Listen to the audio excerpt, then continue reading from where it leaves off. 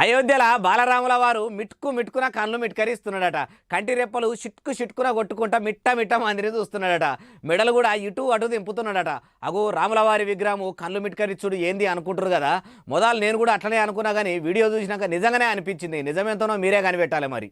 అబ్బా అచ్చం పానమున్న రాముడే కండ్లు మిట్కరించుకుంటా తలకాయ అటు ఇటు దింపుతున్నట్టు లేదు. ఇక టెక్నాలజీ ఎంత పెరిగిందో ఎరుకున్నదేనా.